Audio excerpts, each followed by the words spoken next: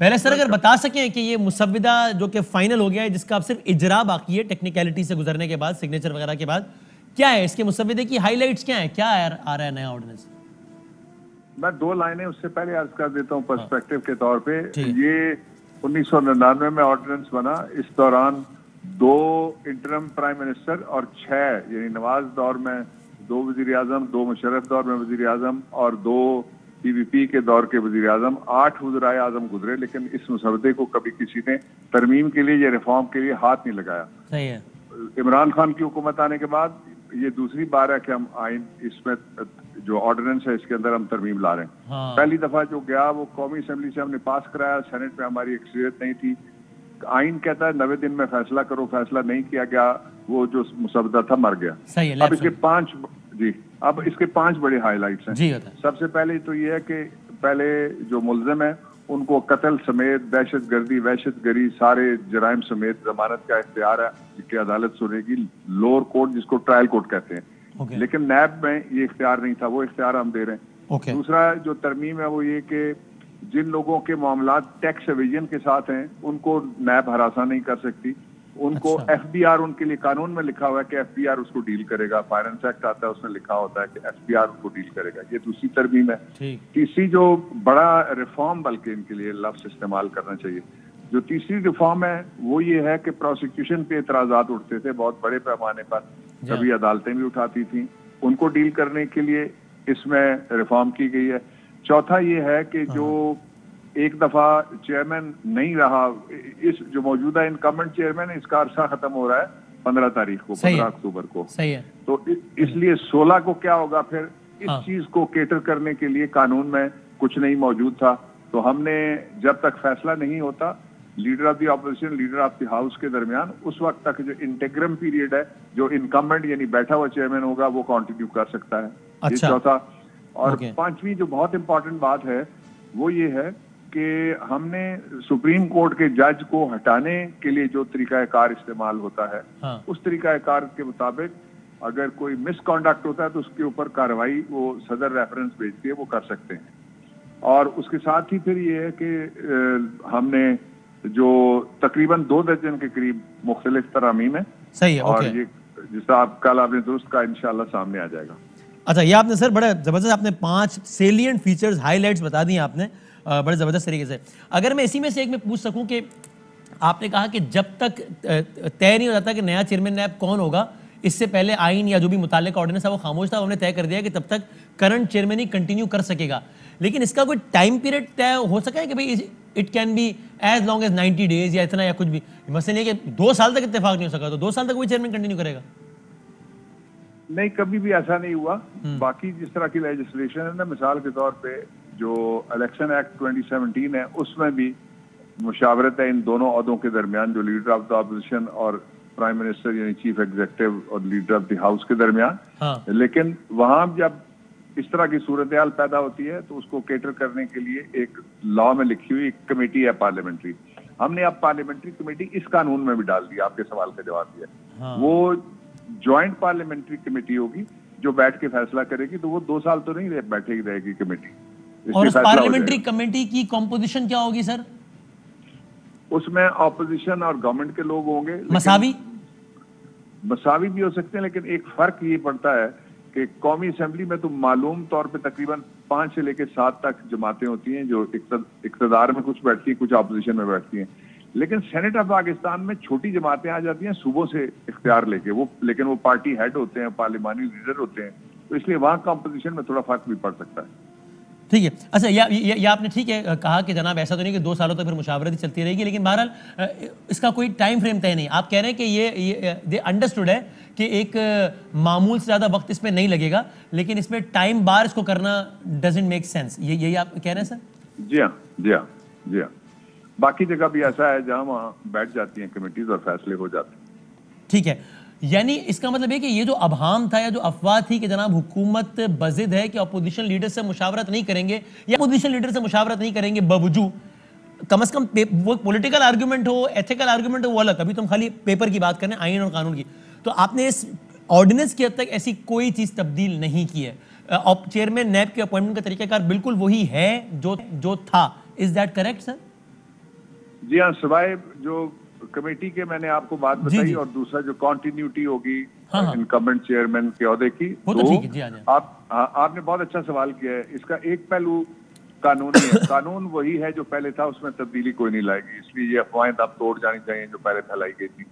दूसरा जो आपने कहा वो इखलाकी नहीं है, वो भी कानूनी है, क्योंकि जो कॉन्फ्लिक्ट ऑफ इंटरेस्ट है वो, जिस तरह एक वकील जो है वो एक ही मुकदमे में दो फ्री कैन, मुद्दई का भी और मुल्जिम का वकील नहीं हो सकता। जिस तरह कोई जज जजमेंट सुनाने के बाद ये नहीं कह सकता कि अंडरटेकर भी मैं हूं, अब पीछे जाऊंगा, मैंने जाके बंदे को फांसी भी देनी है। और जिस तरह कोई अपने मुकदमे में नोबडी कैन बी द जज ऑफ हिज ओन कॉज, ये लातीनी जमाने के कानून से लेकर अभी तक सारी दुनिया में इसको कहते हैं कॉन्फ्लिक्ट ऑफ इंटरेस्ट का लॉ। शहबाज शरीफ साहब का जो इशू है वो 3 लाइनों में। लाइन नंबर 1 ये है कि उनके कुछ केसेस जो है राइप अप है फॉर डिसीजन। दूसरे नंबर पे जो केसेस हैं उनके, उनमें एविडेंस की रिकॉर्डिंग कंप्लीशन के नजदीक उसकी तरफ दौड़ रही है।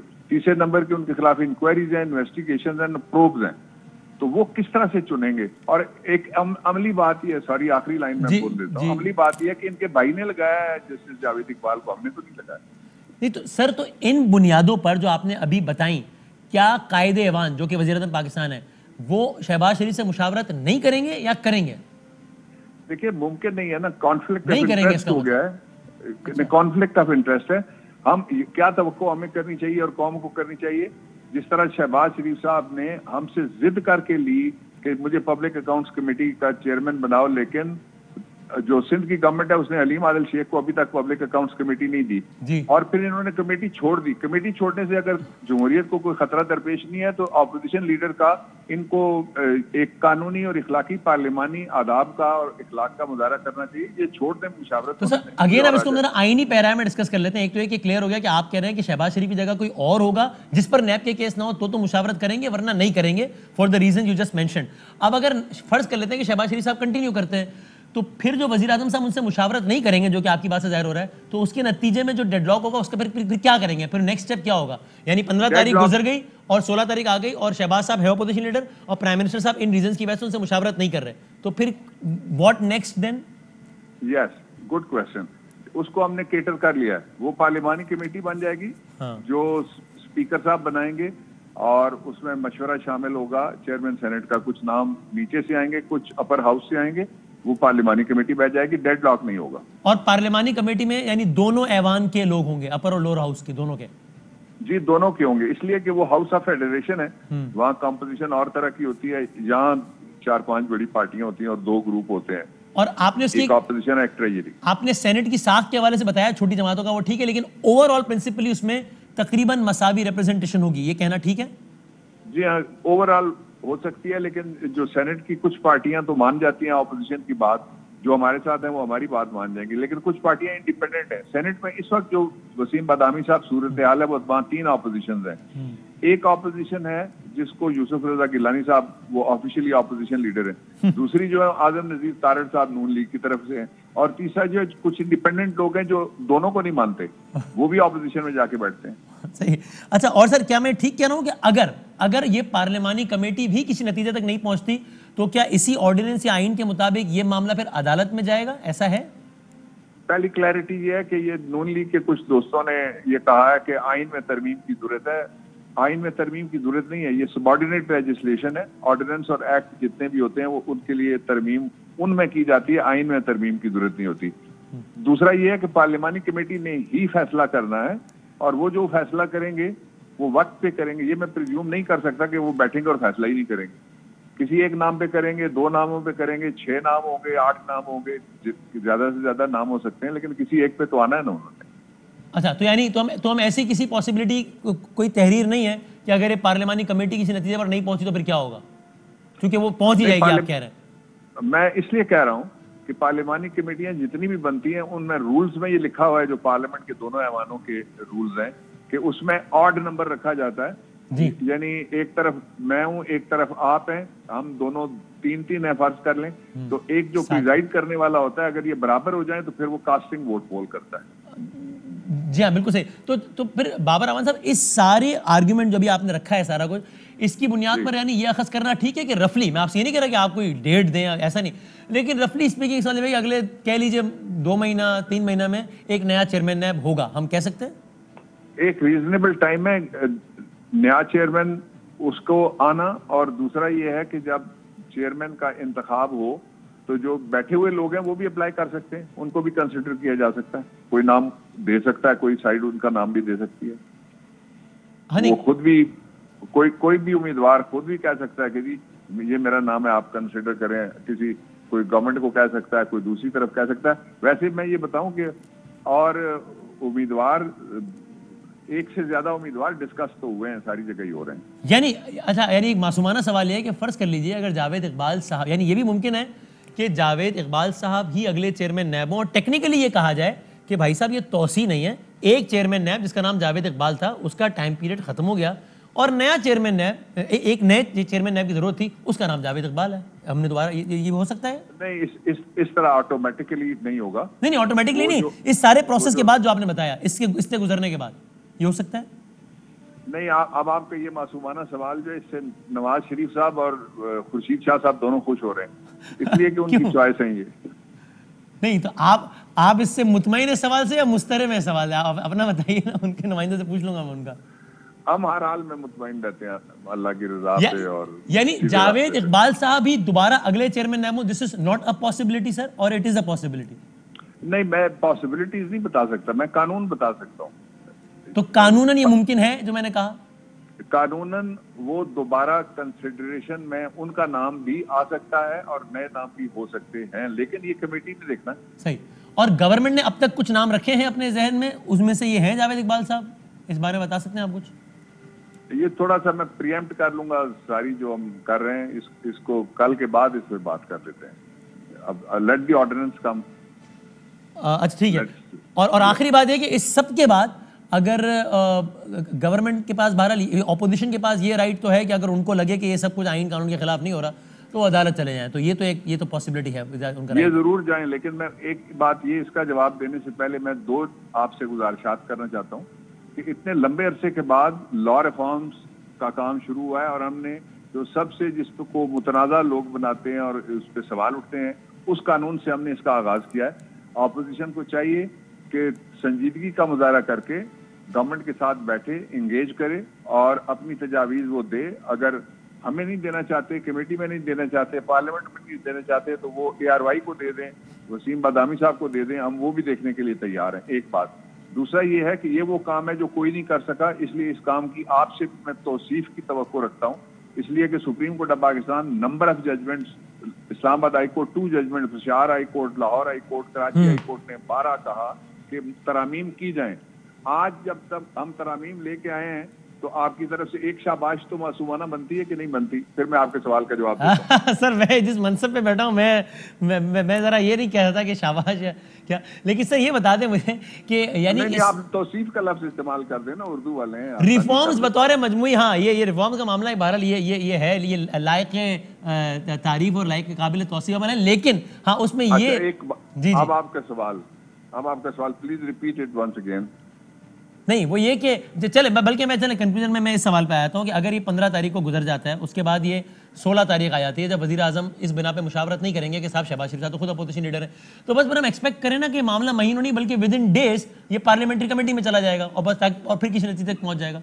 यानी इसमें बहुत ताखीर तो नहीं होगी, ताजील ही होगी ना, ये सवाल है जी। ताखीर, हुकूमत को क्या शौक है ताखीर का? इससे पहले जितनी ताखीरें हुई हैं वो हमारी तरफ से नहीं हुई। मैं एक मिसाल आपको देता हूँ। जो इलेक्टोरल रिफॉर्म्स थे पिछले साल अक्टूबर में हम ले गए lower house of the parliament में, कमेटी में पड़ा रहा और कमेटी में एक तजवीज भी ऑपोजिशन की तरफ से unfortunately, I am not saying this happily, I am saying this sadly, नहीं आई। उसका नतीजा ये निकला कि हम उसको लेके चले गए हाउस में, हमने पास कराया। जब वो गई सेनेट ऑफ पाकिस्तान में तो कमेटी में उन्होंने इसको 90 दिन गुजार के मार दिया फिर दोबारा। अब मैंने उसको पिछले हफ्ते भेजा है joint session of the parliament को, तो ताखीर हमारी तरफ से ना पहले हुई है ना अब होगी। ठीक है sir, thank you very much, बहुत बहुत शुक्रिया। वज़ीरिस्तान के मुशीर बाबर आवान साहब बहुत ही अहम तरीन बातें बता रहे थे, खबर दे रहे थे, ब्रेकिंग न्यूज़ दे रहे थे कि वो मुसविदा चेयरमैन नैब के हवाले से जिस पर सारी मुशावरत दर मुशावरत के बाद वो वज़ीर-ए-आज़म पाकिस्तान के सामने पेश कर दिया गया, उन्होंने उसको अप्रूव कर लिया है। सदर पाकिस्तान ने उस पर दस्तखत करना है, कुछ इत्तलात के मुताबिक शायद पहुंच भी चुका है या पहुंच जाएगा, और ये कल इसका बाकायदा इजरा हो जाएगा। उसके क्या सेलिएंट फीचर्स हैं, उसके 5 सेलिएंट फीचर्स हमें बता दिए हैं बाबर आवान साहब ने, और उसमें उसके अहम तरीन खबरें अब एक क्लिक की दूरी पर। आपके पसंदीदा टॉक शोज हों या अहम मुल्की या गैर मुल्की शख्सियात की न्यूज कॉन्फ्रेंसेस, हर लम्हा बाखबर रहने के लिए सब्सक्राइब करें हमारा YouTube चैनल। मौसम की सूरत हाल हो या खेल के मैदान से खबरें, अपने मोबाइल फोन से मुल्की और बैनुल अक़वामी अहम खबरों तक रसाई के लिए डाउनलोड कीजिए मोबाइल ऐप। बावसूख ज़राए से मुसद्दिका खबरों, तज्ज़ियों और तबसरों से मुस्तफीद होने के लिए विजिट कीजिए पाकिस्तान की सबसे बड़ी न्यूज वेबसाइट www.arYnews.tv। इन सब के अलावा पाकिस्तान का सबसे बड़ा फेसबुक पेज हो, सबसे बड़ा न्यूज इंस्टाग्राम अकाउंट या फिर ट्विटर, ARY न्यूज पहुंचा रहा है खबरें सबसे पहले आप तक, ताकि आप रहें हर लम्हा बाखबर।